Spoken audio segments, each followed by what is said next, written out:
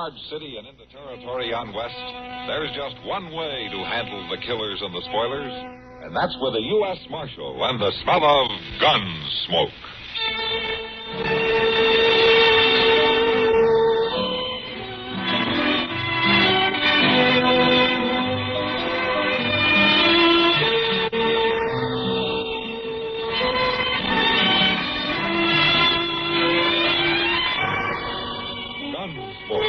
Starring William Conrad, the story of the violence that moved west with young America, and the story of a man who moved with it. I'm that man, Matt Dillon, United States Marshal. The first man they look for and the last they want to meet. It's a chancy job, and it makes a man watchful and a little lonely.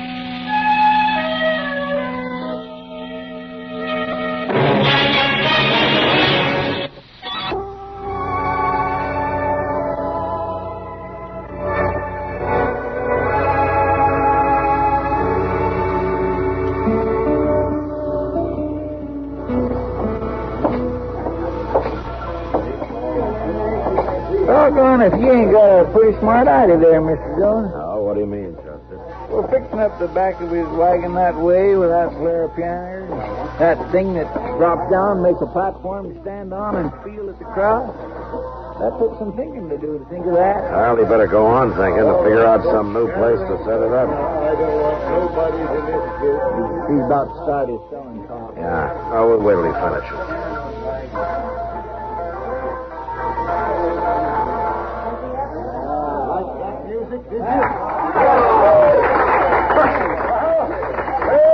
There will be more of that later, folks, but right now I'm going to let you in on the chance of a lifetime. Reckon we are moving a little bit closer, Mr. Jones. I want all this of is you fine. to look close at this bottle I'm holding in my hand, because this bottle is going to change your whole blamed life. For every single one of you, you're asking me why. And I'm going to tell you why. I didn't hear nobody asking. Every one of these bottles is filled right up to the cork with old Dr. Walker's muscle, bone, blood, and nerve tonic. And if there's a man, a woman, or a child here that ain't ever heard of old Dr. Walker's muscle, bone, blood, and nerve tonic, let him speak right up now and display his ignorance. You heard of it, Chester? Well, Tonight, you good people of Dodge City, opportunity is yours. Because it is my privilege to introduce, for the first time on the frontier, this famous elixir. This bottled dram of radiant health. This magic blend of 27, mind you, 27 powerful drugs and herbs. Many of them taken from the magic medical secrets of ancient Greece and Egypt. He sure does get a lot of it, don't he? Listen now. Tonight only to the first 20 of you who step up here, I will give the unheard of opportunity of buying a new life for the unbelievable and insignificant sum of only $1. $1 silver dollar. Now, who'll be first?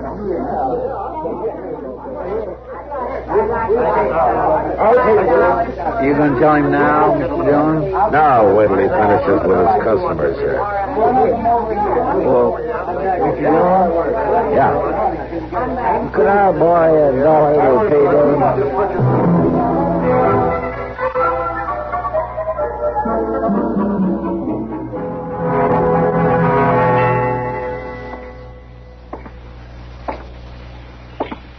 Well, howdy there. Just a minute, sir. I have to get you a bottle out of the wagon. No, I'm not a customer. My name's Dillon, Matt Dillon. I'm a U.S. Marshal here in Dodge. Oh, I see. Well, it's the law, Meg. Oh. My name is Hart Finney, Marshal. Meg, this is Marshal Dillon. This is my wife. Pleased to meet you, ma'am. What do you want with us? Now, Meg. Marshal, I know how some of these tonics people sell are, but this one of mine is different. I'll swear to that. Well, that's not quite what I mean. I had bad health, Marshal. That's why we had to leave Virginia and take up this kind of work. Live out in the open, the doctor said. And I'll tell you, I've been taking this tonic myself regular. And it helps, too. I feel a dang sight better than I ever did. Well, I'm glad to hear that, Mr. And the Finney. price ain't out of line either. It costs me 60 cents a bottle cash, laid down in Kansas City. And if that's... Wait just a minute, Mr. Penny. I'm not here because of this medicine you're selling. It's the spot that you picked for selling on. This place? Mm-hmm. What's the matter with it? It's common-held land, ain't it? No, it belongs to a man named Grant Medford, a saloon keeper here in Dodge. But I asked a couple of people, and they said it was public. There's even a well on it, everybody. Well, I know. People have gotten kind of into the habit of thinking of it as public property, but it isn't. Grant Medford took it up under the Homestead Act quite a few years back. He just hasn't gotten around to proving it up yet. Oh, but now he's aiming to. Is that it? All of a sudden? Right this week? Well, I wouldn't know. He's still got a right to keep trespassers off, though. So he's filed a legal complaint, Mr. Finney. Oh, it ain't like I was hurting the property, none, Marshal, and I'm only going to be here less than a week just as my stock is gone. I got no choice, Mr. Finney. I got to serve this notice on you. It's the only vacant ground around that's close to the saloons and eating places where a lot of people come by. I'm sorry. You're telling us to get, is that it? Yeah, I'm afraid so, Mr. Finney. I can give you till morning. And that's all. Marshal, I'm a reasonable man when I'm treated reasonable. It ain't you, I mean. You got your duty to do, but this fella Medford, well, he sounds mighty selfish. And I don't like a selfish man. No, Marshal. I'm not hurting a thing. I'm staying. I'm sorry, Mr. Finney, but the law says you can't. And what do you say? Well, I'm a lawman.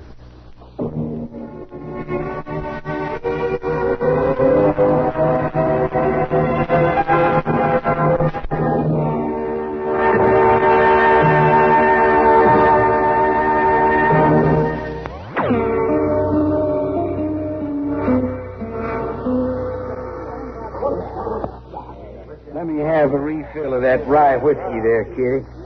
This one? Yeah. Why don't you just set it here on the bar? Sure. Why not? Go ahead. Pour it yourself, Mr. Medford. Well, I got to see what my competitors are serving, don't I? Evening, Kitty. How are you, Matt? Well, good evening, Marshal. Have a drink? Not right now, thanks, Medford. Did you get rid of them trespassers for me? They'll be leaving in the morning. In the morning?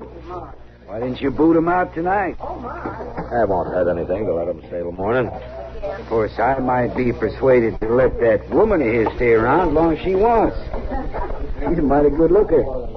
Look, Medford, this man Finney seems to be pretty decent and honest.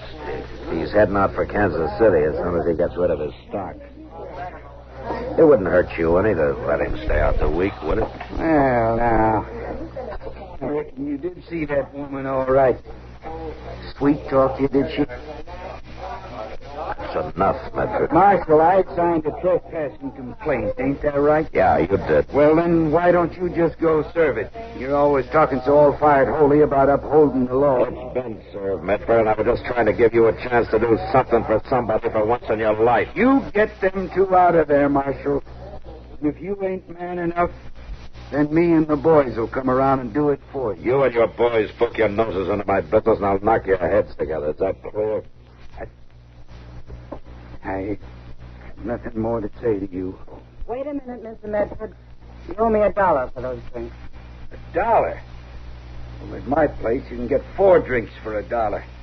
Sure, but we buy our liquor. We don't make it in the back room. Nah.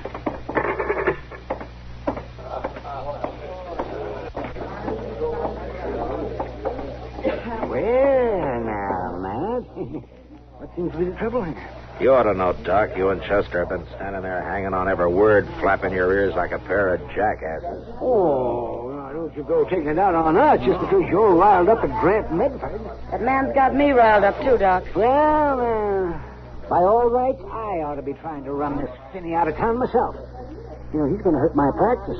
If that stuff makes everybody as healthy as he claims it will. And I noticed you bought a bottle from him yourself, Doc. I did. Oh, yes, of course. Yes. Well, like I was saying to Chester, I wanted to find out what was in it, you understand. See if it was harmful or not, that's all. If you ask me, there ain't nothing harmful about it. I bought myself 2 pints of it. Oh, yes, you would. You drink anything as long as they put it up in a bottle. But just the same, Doc, it's got a mighty pleasant taste to it. It ought to. It's 20% alcohol. See, Matt, Grant Medford's a cheap, crooked skinflint. And everybody in town knows it. Now then, why don't you just tear up that warrant and forget about it? I can't do that, Doc. The Finneys will have to pull out first thing in the morning.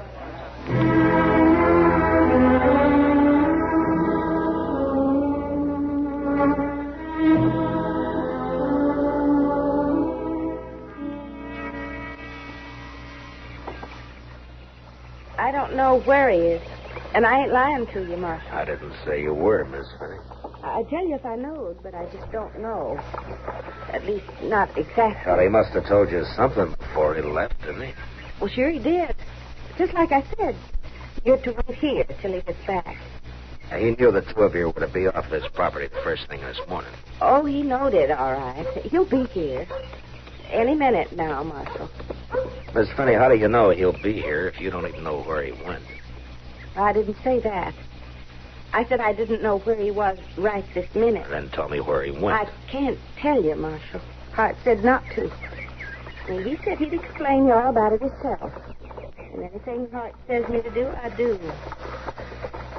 Look, ma'am, I know loyalty's a fine thing, but I served an eviction notice on you two last night, and you've got to abide by it. Your feelings are, well, mine either. Don't enter into it. It's all right, Marshal. It's all right. She was only doing what she was told to. Where's your bed, Sonny?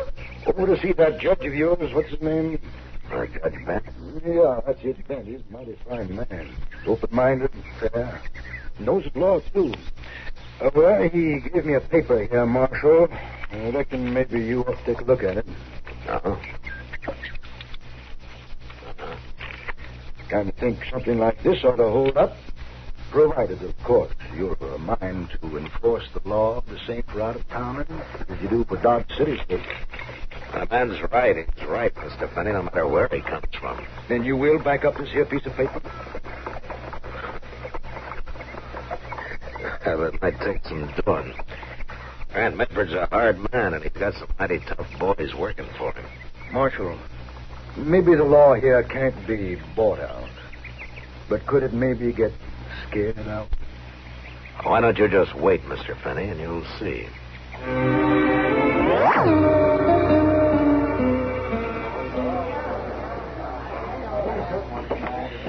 No, I don't see none of Medford's boys in that crowd, Mr. Dillon. He'll bring them with him, Chester, whenever he gets himself All right, worked folks, up. quiet down now. I want your undivided attention, if you please. Now, in just a few short minutes, I'm going to open the doors of opportunity to one and all of you once again. And while you're waiting, my good wife, Meg, will put a new roll in the piano. All right, Meg. Give the good folks a little tune.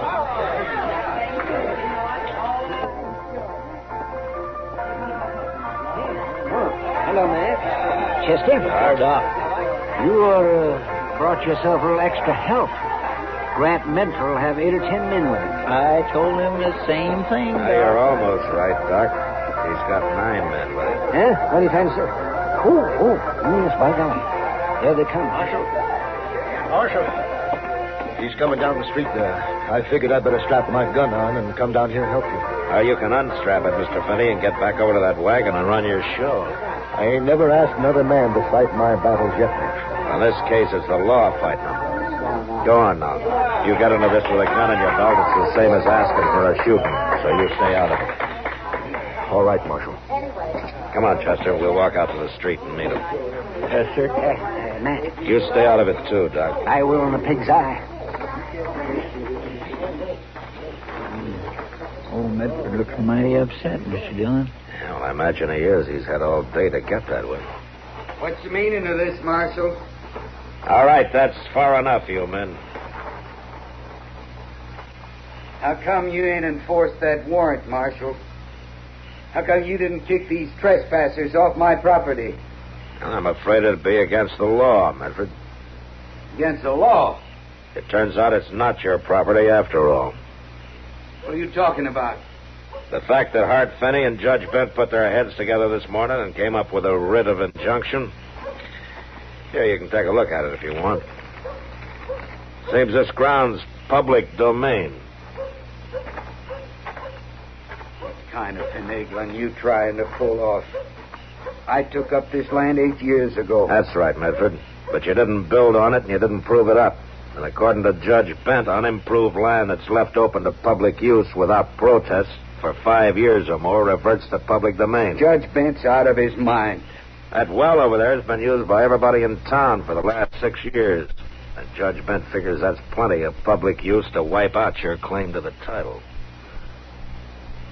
You hear that, boys? This shyster carnival barker turns out to be a squatter. A low-down land grabber. Now, wait a minute, Medford. Finney hasn't grabbed anything. Now he's got the law stringing along with him. Boys, maybe. Or else he got that pretty-faced wife of his to sweet-talk the marshal. Now, I warned you about that once, Medford. All right, come on, get up. You're not hurt that bad. Sure, Marshal. I talk big, too. I was a gunslinger, talking to a businessman I knew couldn't begin to outdraw me. Uh-huh. You got some kind of suggestion you want to make? Sure. Sure, you take off that gun. I'll break you in two. Chester. Chester? First one of Medford's men that makes a move, blow a hole in him with that shotgun. Yes, sir, Mr. Dillon. Here, Doug.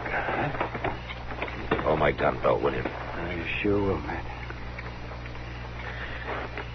All right, Mr. Medford. Start breaking. I'm ready. I've been waiting for a chance like this. Watch out for his spurs, Matt. That's it. Good. You ain't broken anything yet with a handful of yours.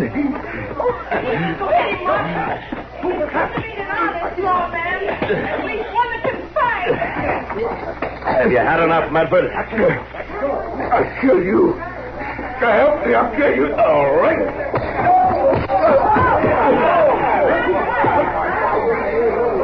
All right.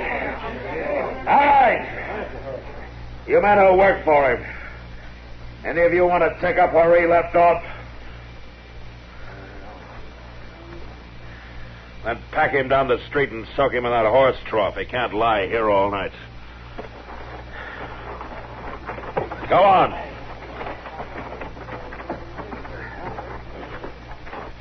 We're both mighty grateful to you, Marshal. Oh, forget it, Mr. Finney. It'd happen sooner or later, even if you hadn't been here. He's had it coming for a long time. He certainly has, Matt, and you gave it to him. Good. You know, Mr. Finney, you better grab onto this crowd and sell them some tonic before they start drifting away. My golly, you're right. Thanks again, Marshal. All right, folks. Gathering close now. Here's the big chance you've all been waiting for. Move up, ladies. Move up just a little closer. Well, looks like Dodge has got itself a new municipal park, doesn't it? Yeah. Looks like we're going to be civilized around here before you know it, Mr. Dillon. We sure are, Chester. Excuse me, boys. I got to get me some more of that stuff. You're still testing it, Doc? Well, of course. What else would I be doing? Hey, tell me something, will you? Tell you what? You sure that stuff's only 20% alcohol?